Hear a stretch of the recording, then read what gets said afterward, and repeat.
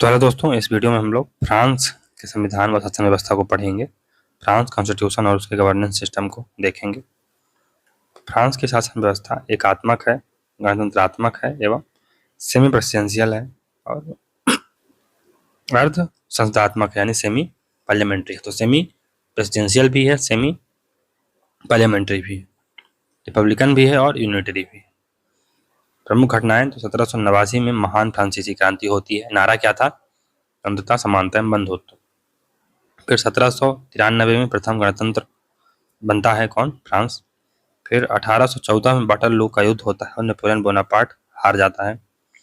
फिर 1946 में चौथा गणतंत्र आता है। अगले 12 साल में बहुदलीय संसदीय व्यवस्था के कारण 25 मंत्रिमंडल बने। इसी कारण फ्रांस को the sick man of Europe कहा जाने लगा, यूरोप का बीमार आदमी।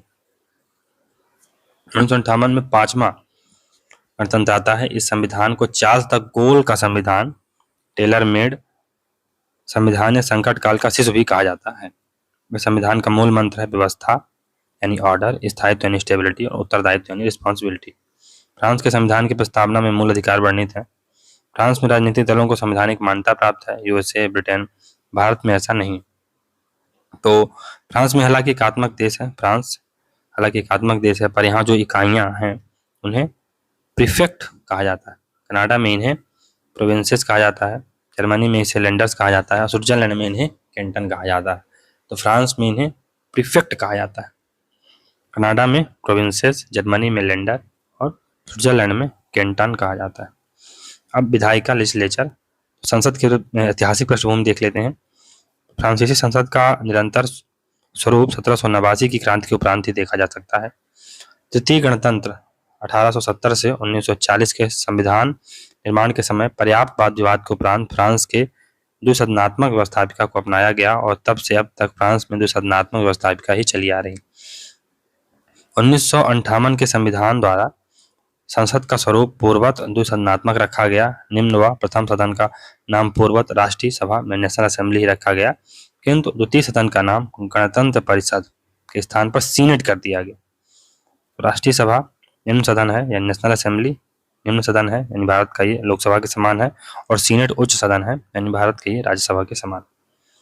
फिर बाइकैमरल सिस्टम है। संसद भवन का नाम क्या है? Palace on Versailles, palace on Versailles. तो उच्च सदन सीनेट है। इसमें कुल सदस्य कितने हैं? 348। कार्यकाल 6 वर्ष का होता है, न्यूनतम आयु 24 वर्ष। प्रत्येक 3 वर्ष बाद आधे यानी 1/2 सदस्य अवकाश ग्रहण कर लेते हैं, ऑस्ट्रेलिया की तरह। चुनाव तो प्रत्यक्ष रूप से लोकल बॉडीज के अधिकारियों द्वारा, जैसे पार्षद, मेयर, महापौर आदि द्वारा इनका चुनाव होता है। 1948 में से 12 स्थान फ्रांस से बाहर रहने वाले फ्रांसीसियों द्वारा निर्वाचित किया जाता है। भारत में पुडुचेरी यानी माहे और यमन आदि के 5-4 फ्रांसीसी फ्रांस की सीनेट व राष्ट्रपति के चुनाव में वोटर हैं। सीनेट एक स्थायी सदन है। सीनेट का अध्यक्ष वरीयता क्रम में दूसरा स्थान रखता है। राष्ट्रपति पद की आकस्मिक रिक्ति पर वह नवीन राष्ट्रपति चयन का कार्यवाहक राष्ट्रपति बनता है।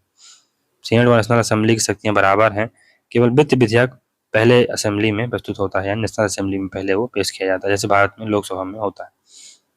कांग्रेस के सीनेट को तृणमूल, ग्रास रूट यानी प्रतिनिधित्व और लोकतंत्र की इकाई माना जाता है। अब नेशनल असेंबली यानी ये निम्न सदन है। तो कुल सदस्य संख्या इसमें 577। कार्यकाल इसका 5 वर्ष का होता है, पर स्थायी नहीं है। राष्ट्रपति इसे पहले भी भंग कर सके निर्वाचन करवा सकता है। सदस्य बनने की आयु केवल 18 वर्ष है। पहले सदन में यानी राज्यसभा में या एक प्रकार से सीनेट में आप 24 साल के हैं तो बन सकते हैं, यहाँ पर 18 साल। भारत में यहाँ पर 25 है, और राज्यसभा में आप 30 वर्ष के हैं तभी आप 30 वर्ष प्लस हैं तभी आप एक प्रकार से 10 राज्यसभा के बन सकते हैं। नेशनल असेंबली के सदस्य डिप्टीज कहलाते हैं। चुनाव तो एकल सदस्यीय निर्वाचन क्षेत्र plus run of absolute majority system है। राष्ट्रपति जब नेशनल असेंबली को भंग करता है तो उसे उससे पहले असेंबली के स्पीकर और सीनेट अध्यक्ष से परामर्श करना पड़ता है। अनुमति आवश्यक नहीं है, लेकिन परामर्श करना पड़ता है। फिर संसद के दोनों सदनों के कार्यकाल और सदस्यों की संख्या आदि बातें संविधान के द्वारा निश्चित नहीं की गई। सदन के दोनों सदनों के सदस्यों का कार्यकाल, सदस्यों की संख्या, उनके भत्ते, चुनाव के लिए आवश्यक योग्यताएं और अयोग्यताएं संसद द्वारा निर्मित कानून के आधार पर निर्धारित होंगी। राष्ट्रीय सभा नेशनल असेंबली, तो राष्ट्रपति की राष्ट्रीय सभा को भंग करने की शक्ति पर 2 प्रतिबंध है।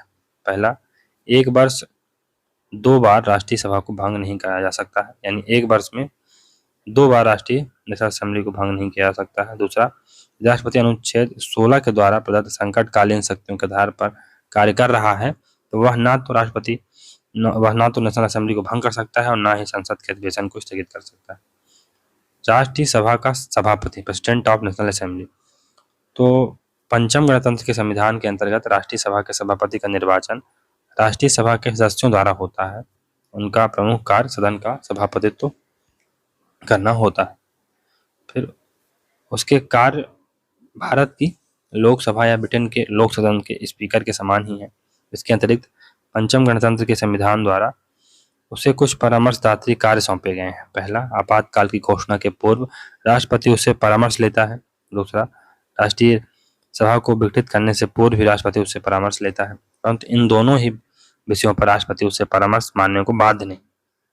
इसके अतिरिक्त सभापति को संवैधानिक परिषद में 3 सदस्य मनोनीत करने का अधिकार है। फ्रांस में संवैधानिक परिषद को न्यायिक पुनर्वलोकन की शक्ति प्राप्त है, अतः सभापति की परिषद के इन सदस्यों को मनोनीत करने की शक्ति विशेष महत्वपूर्ण हो जाती है। इस प्रकार का कोई अधिकार ब्रिटेन, भारत या अमेरिका की अपनी सभा के अधिकार या अध्यक्ष को प्राप्त नहीं। फ्रांस के पंचम गणतंत्र में भी शक्ति पृथक्करण को अपनाया गया है और मंत्रिपरिषद के सदस्य संसद के सदस्य नहीं होते हैं। मंत्रिपरिषद के सदस्य संसद के सदस्य नहीं होते हैं। अतः मंत्रिमंडल सदन में सरकार का प्रतिनिधित्व नहीं कर सकता। इस अभाव की पूर्ति राष्ट्रीय सभा के सभापति द्वारा की जाती है। राष्ट्रीय सभा का सभापति प्रतिनिधि सभा के अध्यक्ष की भांति राजनीति में सक्रिय रूप से भाग लेता है और अपने दलीय दृष्टिकोण के अनुसार कानून निर्माण का कार्य करवाने का प्रयत्न करता है। इस प्रकार राष्ट्रीय सभा के सभापति की स्थिति अमेरिकी प्रतिनिधि सभा के स्पीकर के समान होती है, ब्रिटिश लोक सदन के स्पीकर के समान नहीं। राष्ट्रीय सभा की शक्तियां, नेशनल असेंबली की शक्तियां क्या क्या हैं? राष्ट्रीय सभा कार्यपालिका प्रधानमंत्री और मंत्रिमंडल या प्रधानमंत्री और मंत्रिपरिषद को अविश्वास प्रस्ताव द्वारा हटा सकती है। वह सरकार से प्रश्न पूछकर नियंत्रण लगा सकती है। जहां क्षेत्रीय संगठनात्मक कानून या विदेशों में रहने वाले फ्रांसीसी नागरिकों से संबंधित कोई विधेयक पहले सीनेट में ही प्रस्तावित किया जाता है, वहीं वित्तीय विधेयक पहले राष्ट्रीय सभा में ही रखे जाते हैं। सीनेट का सभापति, तो पंचम गणतंत्र के संविधान में सीनेट के सभापति की व्यवस्था की गई है। इसका निर्वाचन प्रति 3 वर्ष बाद सदस्यों द्वारा किया जाता है तथा इसका कार्यकाल 3 वर्ष है।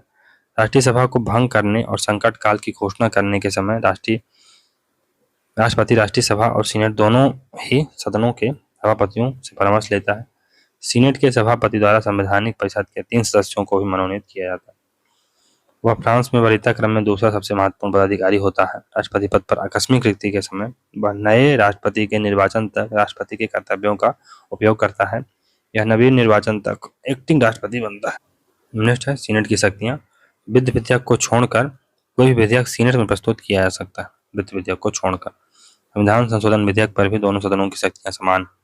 संसद की कांग्रेस ऑफ द पार्लियामेंट।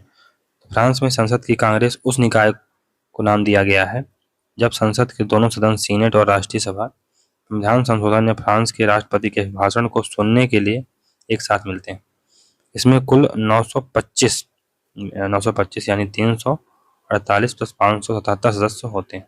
इसे संसद की कांग्रेस कहा जाता है।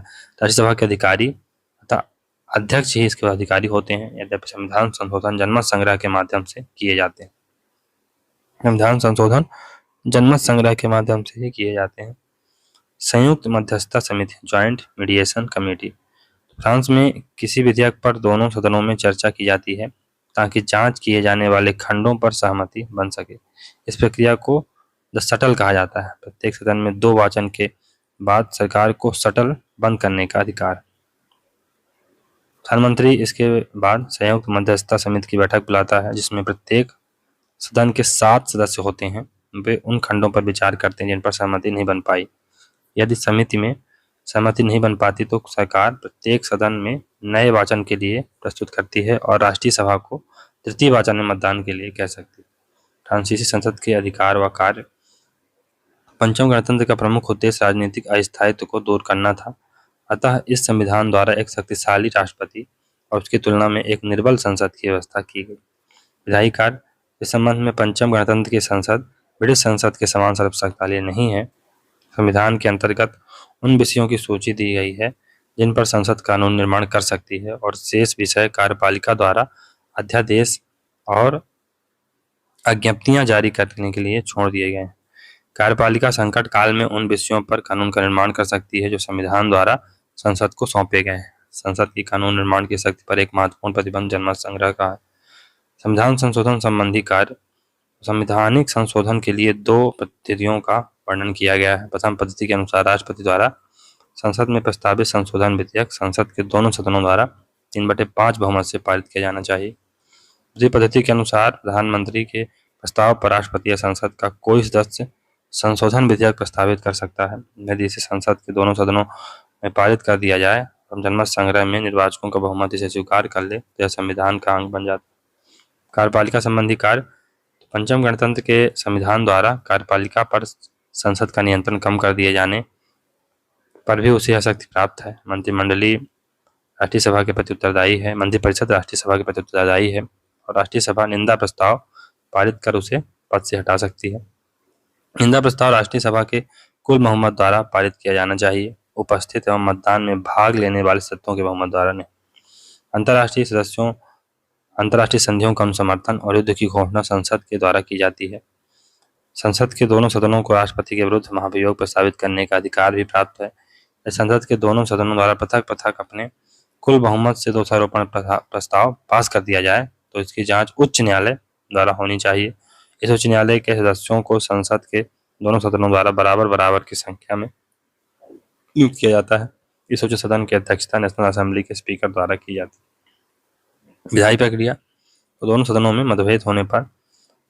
मतभेद हो मंत्रिपरिषद अत्यावश्यक घोषित कर सकती है। तो प्रधानमंत्री को एक संयुक्त समिति के गठन का अधिकार है जिसमें दोनों सदनों का समान प्रतिनिधित्व होता है। फिर भी मतभेद रहे तो सरकार राष्ट्रीय सभा को उस विधेयक पर अंतिम निर्णय के लिए कह सकती है। इस प्रकार विधि निर्माण के संबंध में अंतिम अधिकार राष्ट्रीय सभा को ही प्राप्त है। राष्ट्रपति को 15 दिनों के भीतर हस्ताक्षर करने होते हैं अथवा वह पुनः विचार के लिए संसद को भेज सकता है। दूसरे विकल्प का प्रयोग 5वें गणतंत्र में बहुत कम प्रयुक्त हुआ। संसद पर मंत्रिपरिषद का नियंत्रण। तो लोक निर्णय भी संसद पर सरकार के नियंत्रण का एक प्रभावशाली साधन है क्योंकि इसके आधार पर मंत्रिपरिषद संसद की अवहेलना कर सकती है। तो लोक निर्णय कराने के लिए पहल प्रधानमंत्री करता है और उसके आग्रह पर लोक निर्णय का आदेश राष्ट्रपति जारी करता है। फ्रांस में आंगिक कानून ऑर्गेनिक लॉज। तो आंगिक कानूनों को संस्थागत या इंस्टीट्यूशनल एक्ट्स भी कहते हैं। आंगिक कानून वे कानून कहलाते हैं जो संविधान में वर्णित उपबंधों का स्पष्टीकरण करते हैं। ये संविधान में संशोधन की आवश्यकता को कम करते हैं। कुछ आंगिक कानूनों का संबंध राष्ट्रपति की पदावधि, पुनर्निर्वाचन, निर्वाचन मंडल की रचना, निम्न सदन के उम्मीदवारों के लिए योग्यताएं, उच्च सदन के निर्वाचन आदि से हैं। आंगिक कानून तभी लागू किए जाते हैं जबकि संवैधानिक परिषद उसकी संविधान के साथ अनुरूपता को प्रमाणित कर दे। कुछ विशेष तथ्य। तो द्वितीय दौर निर्वाचन व्यवस्था यानी 2 राउंड वोटिंग सिस्टम या सेकंड बैलेट सिस्टम राष्ट्रपति के चुनाव में यही चुनाव प्रणाली है। इसमें विजयी उम्मीदवार को कुल वैध मतों का 50% प्लस 1 मत प्राप्त करना होता है। कोटा प्राप्त नहीं होने पर सर्वाधिक मत प्राप्त करने वाले 2 उम्मीदवारों के लिए पुनः वोट पड़ते हैं। चुनाव प्रत्यक्ष सार्वभौमिक 10 मताधिकार से होता है। तृतीयक पूर्ण बहुमत प्रणाली रन ऑफ एब्सोल्यूट मेजोरिटी। यह प्रणाली भी 2 राउंड सिस्टम की तरह ही होती है लेकिन इसमें 50+1 कोटा प्राप्त नहीं होने पर पूरा मतदान करवाया जाता है तो 10% से कम मत प्राप्त करने वाले को हटा दिया जाता है। वैकल्पिक सदस्य यानी सब्स्टिट्यूट मेंबर। दोनों सदनों के सदस्यों के द्वारा अपना एक वैकल्पिक उम्मीदवार बनाया जाता है जो उनकी मृत्यु या त्याग पत्र आदि के बाद पद संभालते हैं। निर्वाचित पद संचय एक्युमुलेशन ऑफ इलेक्टेड ऑफिसेस। निर्वाचन पद संचय। दोनों सदनों के सदस्य अपने निर्वाचित पदों पर बने रहते हैं। वे सदन सदस्य होने के साथ साथ मेयर, प्रीफेक्ट वगैरह भी बन जाते हैं, अतः वह संसदीय कार्य में कम रुचि लेते हैं। फिर संसद की कांग्रेस ऑफ द पार्लियामेंट। तो जब फ्रांस की संसद के दोनों सदन संविधान संशोधन के मुद्दे पर या राष्ट्रपति का भाषण सुनने के लिए समवेत होते हैं तो उसे संसद की कांग्रेस कहा जाता है। कार्यपालिका एग्जीक्यूटिव। तो फ्रांस का राष्ट्रपति प्रेसिडेंट ऑफ फ्रांस। रोजर ने फ्रांस के 5वें गणतंत्र की व्यवस्था को अर्ध अध्यक्षीय राज्य सेमी प्रेसिडेंशियल रिजीम कहा है। फाइनर ने फ्रांस को उच्च अध्यक्षीय राज्य हाइपर प्रेसिडेंशियल स्टेट कहा है। इस संविधान में राष्ट्रपति को इतनी शक्तियां प्राप्त हैं कि अपने अनेक शक्तियों द्वारा उसके अधिनायक हो जाने की आशंका व्यक्त की गई है। फ्रांस के भूतपूर्व प्रधानमंत्री मेंडस फ्रांस लिखते हैं कि वह एक अवंशानुगत सम्राट है जो अपने को वैधानिक अधिनायक बना सकता है। मोरिस थारेज फ्रांस के राष्ट्रपति को 19वीं सदी के सम्राटों से भी अधिक अधिकार प्राप्त है। शक्तियां क्या हैं, सॉरी योग्यताएं पहले देख लेते हैं। तो पंचम गणतंत्र के संविधान में राष्ट्रपति पद के लिए किसी भी योग्यता का उल्लेख नहीं किया गया। फिर भी कुछ निर्देश ऐसे दिए जाते हैं इनका पालन करने वाला व्यक्ति राष्ट्रपति के पद पर चुनाव लड़ सकता है। फ्रांस के पहला, फ्रांस के किसी भूतपूर्व राजवंश का कोई भी उत्तराधिकारी राष्ट्रपति पद का चुनाव नहीं लड़ सकता। तो फ्रांस के किसी भूतपूर्व राजवंश का कोई भी उत्तराधिकारी राष्ट्रपति पद का चुनाव नहीं लड़ सकता। वह व्यक्ति फ्रांस का नागरिक हो, न्यूनतम आयु 18 वर्ष हो। नौ पद्धति 2 राउंड वोटिंग सिस्टम है। 1972 से राष्ट्रपति का चुनाव प्रत्यक्ष हो रहा। प्रथम या पंचम गणतंत्र राष्ट्रपति पद की योग्यताओं के बारे में मौन है, इसलिए कोई भी वयस्क फ्रांसीसी नागरिक राष्ट्रपति पद चुनाव लड़ सकता है। कार्यकाल चतुर्थ गणतंत्र के समान ही पंचम गणतंत्र के राष्ट्रपति का कार्यकाल 7 वर्ष रखा गया था। 2002 के अंतिम दिनों में किए गए संशोधन के अनुसार अब राष्ट्रपति का कार्यकाल 5 वर्ष कर दिया गया। राष्ट्रपति के पुनर्निर्वाचन पर किसी प्रकार का कोई प्रतिबंध नहीं है। वह 2 बार से ज्यादा अपने पद पर नहीं रह सकता। राष्ट्रपति के पुनर्निर्वाचन पर किसी प्रकार का कोई प्रतिबंध नहीं है, पर वह 2 बार से ज्यादा अपने पद पर नहीं रह सकता। पदच्युत अथवा महाभियोग, तो केवल राजद्रोह हाई ट्रीजन के दोष पर राष्ट्रपति पर महाभियोग चलाया जा सकता है। दोषारोपण का अधिकार राष्ट्रीय व्यवस्थापिका के दोनों सदनों को प्राप्त है और यह प्रस्ताव खुले मतदान से संसद के दोनों सदनों द्वारा पृथक पृथक अपने कुल बहुमत से पारित किया जाए। तो दोषारोपण की जांच उच्च न्यायालय न्याय का उच्च न्यायालय हाई कोर्ट ऑफ जस्टिस द्वारा की जाती है और इस न्यायालय द्वारा दोषी पाए जाने पर राष्ट्रपति को पद से हटा दिया जाता है। उच्च न्यायालय अपने 2/3 बहुमत से प्रस्ताव पारित करता है। फिर उच्च न्यायालय संसद के दोनों सदनों के सदस्यों से युक्त होता है तथा इस न्यायालय की अध्यक्षता राष्ट्रीय सभा नेशनल असेंबली निम्न सदन के अध्यक्ष द्वारा की जाती है। पद रिक्ति, राष्ट्रपति की मृत्यु त्याग पत्र पर सीनेट का सभापति पद संभालता है। यह कार्यवाहक एक्टिंग राष्ट्रपति होता है जो नवीन चुनाव तक ही रहता है, न कि शेष कार्यकाल तक। फ्रांस में उपराष्ट्रपति नहीं होता है। राष्ट्रपति की शक्तियां एवं कार्य, तो पंचम गणतंत्र में वह कार्यपालिका का वास्तविक प्रधान हो गया है। राष्ट्रपति प्रधानमंत्री के चयन को अपना व्यक्तिगत अधिकार मानते हैं।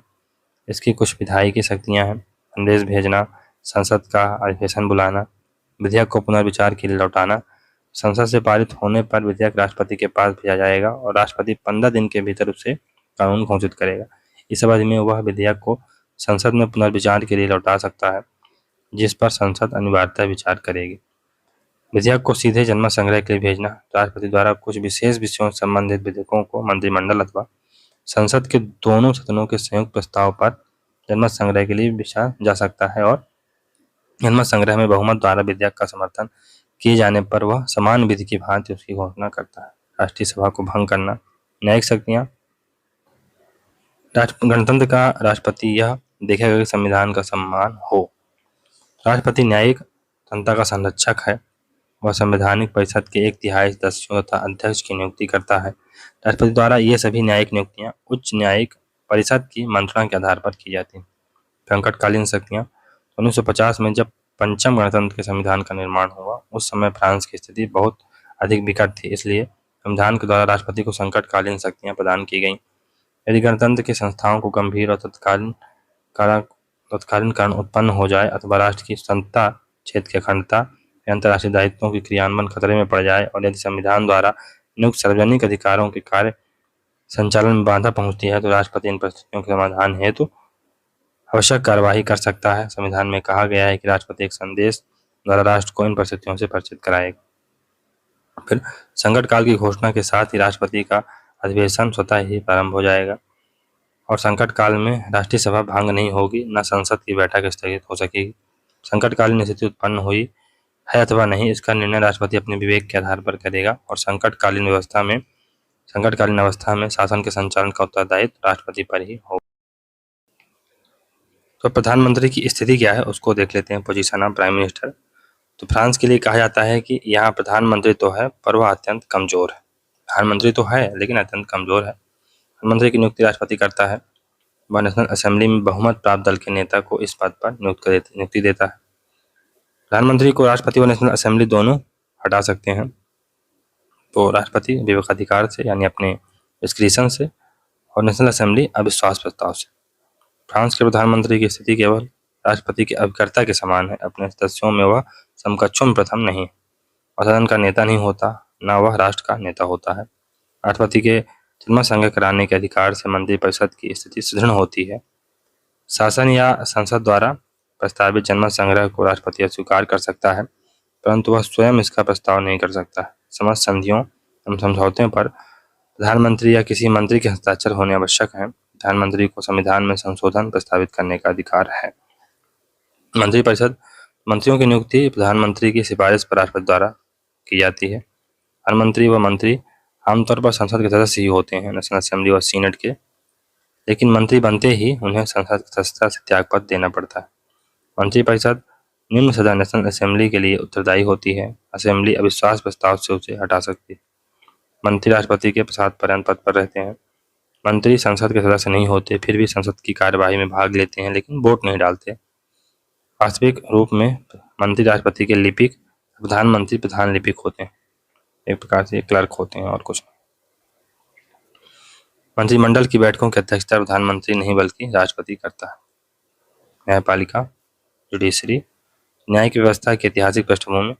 18वीं सदी के प्रसिद्ध दार्शनिक और लेखक वॉल्टेयर ने इस पर टिप्पणी करते हुए लिखा है कि देश में एक ओर से दूसरी ओर तक जाने वाले यात्री को जितनी बार घोड़ा बदलना होता है, उससे अधिक प्रकार के बदले हुए कानूनों का सामना उसे करना होता था।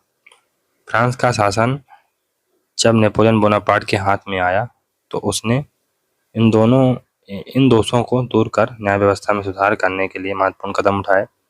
उसने कानूनों को एकरूपता प्रदान करने के लिए संहिता का निर्माण करवाया, जो उसके ही नाम पर Napoleon Samhita, code of Napoleon कही जाती है। बदलती हुई परिस्थितियों के अनुसार फ्रांस की कानूनी व्यवस्था में निरंतर परिवर्तन होते रहते हैं, लेकिन आज भी उसका अधिकार नेपोलियन संहिता ही है। तो उसका आधार क्या है? नेपोलियन संहिता है। नेपोलियन संहिता को फ्रांस की न्याय व्यवस्था का निरंतर विकसित आधार कहा जा सकता है। फ्रांस की न्याय व्यवस्था की विशेषताएं तो लिखित विधियां हैं, रिटन लॉज हैं, संसदीय विधियां, स्टैट्यूटरी लॉज। फ्रांस में प्राय सभी विधियों का निर्माण संसद अथवा अन्य किसी संगठित संस्था द्वारा किया जाता है। फ्रांस में न्यायाधीश निर्मित विधियां, जज मेड लॉज, न्यायिक निर्णयों से उपजी विधियां का विकास नहीं हो पाया। न्यायपालिका एक प्रशासकीय अंग मात्र है, तो न्यायपालिका स्वतंत्र नहीं है कुल मिला के। तो इंग्लैंड, संयुक्त राज्य अमेरिका और भारत आदि में न्यायपालिका को शासन का एक स्वतंत्र अंग माना गया है। उसमें व्यवस्थापिका या कार्यपालिका का कोई हस्तक्षेप नहीं होता है। लेकिन फ्रांस में न्यायपालिका को पूर्णतः प्रशासनिक अंग माना गया है और न्यायपालिका की स्वतंत्रता को मान्यता नहीं दी गई। मुंडो ने लिखा है कि फ्रांस के लोग न्यायपालिका को व्यवस्थापिका और कार्यपालिका से भिन्न शासन की पृथक शाखा नहीं मानते हैं, वरन डाक खानों की भांति केवल प्रशासकीय अंग ही मानते हैं। मैं एक पुनर्वलोकन का अभाव। तो फ्रांस में न्यायपालिका कानूनों की संवैधानिकता की जांच नहीं कर सकती। पंचम गणतंत्र के संविधान की धारा अनुसार यह कार्य एक संवैधानिक परिषद, कॉन्स्टिट्यूशनल काउंसिल के सुपुर्द किया गया। न्यायाधीशों की नियुक्ति।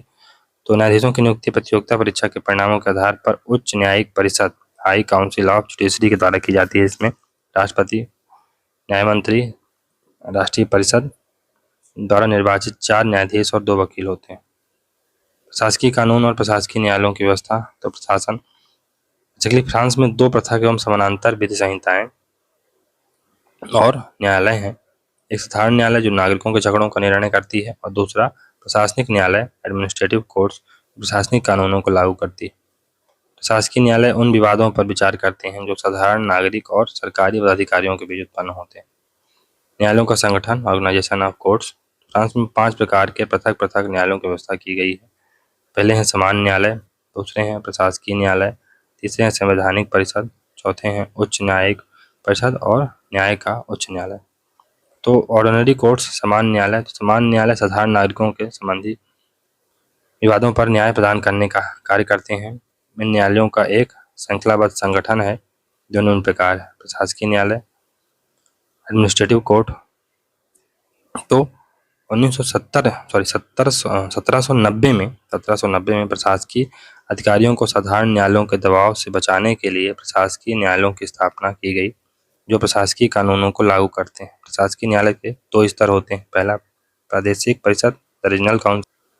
तो प्रशासकीय न्यायालयों में निरंतर स्तर पर प्रादेशिक परिषद होती है। फ्रांस में इस प्रकार की 23 प्रादेशिक परिषदें हैं। प्रशासन संबंधी विवाद सर्वप्रथम इनमें आते हैं। इसके निर्णय राज्य परिषद, जो उच्चतम न्यायालय है, में अपील की जाती है। राज्य परिषद, द काउंसिल ऑफ स्टेट। तो राज्य परिषद फ्रांस का सर्वोच्च प्रशासनिक न्यायालय है। वह पेरिस में स्थित है और उसके कई विभाग हैं। इसका अध्यक्ष फ्रांस का न्याय मंत्री होता है। यह प्रादेशिक परिषदों के निर्णय के विरुद्ध अपील सुनती है। सरकार के विभिन्न विभागों के बीच उत्पन्न विवादों का भी यही निपटारा किया जाता है। फिर यह स्वतंत्र, गौरवपूर्ण और प्रभावशाली संस्था है और प्रशासनिक न्याय का वास्तविक उत्तरदायित्व भी इसी पर है। राज्य प्रशासनिक अधिकारियों जनता अधिकारों की रक्षा करने महत्वपूर्ण भूमिका अदा करती है। संवैधानिक परिषद, कॉन्स्टिट्यूशनल काउंसिल। तो भारत संयुक्त राज्य अमेरिका में कानूनों की संवैधानिकता की जांच करने का कार्य सर्वोच्च न्यायालय को दिया गया। फ्रांस में कानूनों की संवैधानिकता की जांच करने की शक्ति नियमित न्यायालयों को प्रदान नहीं की गई है। इस कार्य हेतु एक विशेष संस्था, संवैधानिक परिषद की स्थापना की गई है। इसे अर्ध न्यायिक संस्था, क्वाजी जुडिशियल इंस्टीट्यूशन कहा जाता है। फिर रचना।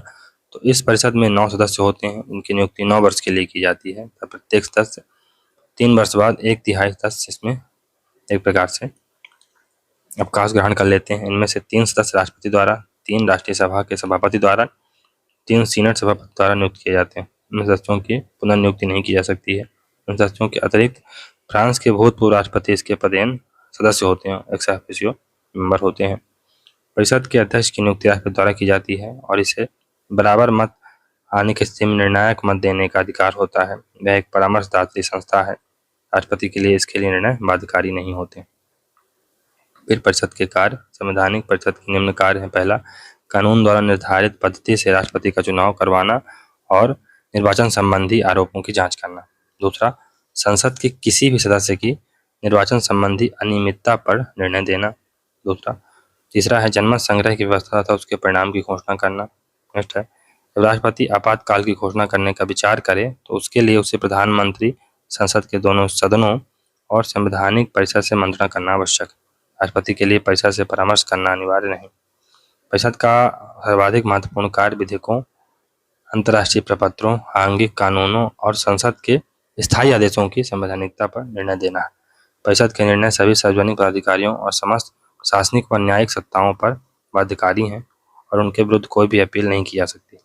इस प्रकार परिषद को न्यायिक पुनर्वलोकन की शक्ति प्राप्त है और इसी आधार पर इसे फ्रांस की संसद, तृतीय सदन कहा जाता है। उच्च न्यायिक परिषद, high council of judiciary, high council of the judiciary. तो न्यायाधीशों की नियुक्ति करने और कुछ अन्य न्यायिक कार्यों के संपादन हेतु पंचम गणतंत्र के संविधान द्वारा उच्च न्यायिक परिषद की व्यवस्था की गई है। राष्ट्रपति न्यायिक परिषद का सभापति होता है। यह परिषद फ्रांस के सर्वोच्च न्यायालय के न्यायाधीशों और अपीलीय न्यायालयों के अध्यक्ष की नियुक्ति करती है। राष्ट्रपति न्यायपालिका की स्वतंत्रता का रक्षक है और परिषद इसको इस कार्य में सहायता देती है। उच्च न्यायालय, हाई कोर्ट ऑफ जुडिशरी। तो यह एक राजनीतिक न्यायालय है। इसके सदस्यों को संसद के दोनों सदनों द्वारा समान संख्या में चुना जाता है। इसकी अध्यक्षता राष्ट्रीय सभा का सभापति करता है। यह न्यायालय दोनों सदनों से राष्ट्रपति के खिलाफ महाभियोग प्रस्ताव पारित होने के बाद उसकी जांच करता है। यदि यह अपने 2/3 बहुमत से महाभियोग प्रस्ताव पारित कर दे, राष्ट्रपति पद त्याग देता है। न्याय का उच्च न्यायालय, हाई कोर्ट ऑफ जुडिशरी। तो यह राष्ट्रपति पर महाभियोग की जांच करता है। हाई काउंसिल ऑफ जुडिशरी, यह राष्ट्रपति की अध्यक्षता वाली परिषद है जो न्यायाधीशों की नियुक्ति करती है। वैसे में कार्यपालिका है। फ्रांस में दोहरी कार्यपालिका है। राष्ट्रपति का प्रत्यक्ष चुनाव होता है प्लस बहुमत दल का नेता प्रधानमंत्री बनता है। स्विट्जरलैंड में बहुल कार्यपालिका है। शासकीय विधि, एडमिनिस्ट्रेटिव लॉज। तो राजनीतिक विचार और दर्शन में जिस प्रकार से ब्रिटेन विधि के शासन के लिए विख्यात है, उसी प्रकार फ्रांस शासकीय विधि, एडमिनिस्ट्रेटिव लॉज और न्यायालयों की व्यवस्था के लिए विख्यात है। ब्रिटेन और फ्रांस दोनों ही देश अपनी अपनी व्यवस्था को नागरिक स्वतंत्रता का रक्षक बताते हैं। शासकीय विधि वे नियम हैं जो नागरिकों और सरकार के बीच संबंध निरूपित करते हैं और साथ ही और एक ही साथ नागरिकों तथा सरकारी पदाधिकारियों के अधिकारों और कर्तव्यों की रक्षा करते हैं। आलोचकों के अनुसार प्रशासकीय वित्त की व्यवस्था में सभी व्यक्तियों को विधि के समक्ष समान नहीं समझा जाता है। इससे विधि के शासन के सिद्धांत इसके आधार पर डायसी प्रशासकीय विधि की व्यवस्था को एक प्रकार से उसका आलोचना करता है। फ्रांसीसी दलीय व्यवस्था, फ्रेंच पॉलिटिकल सिस्टम, दलों की संवैधानिक स्थिति।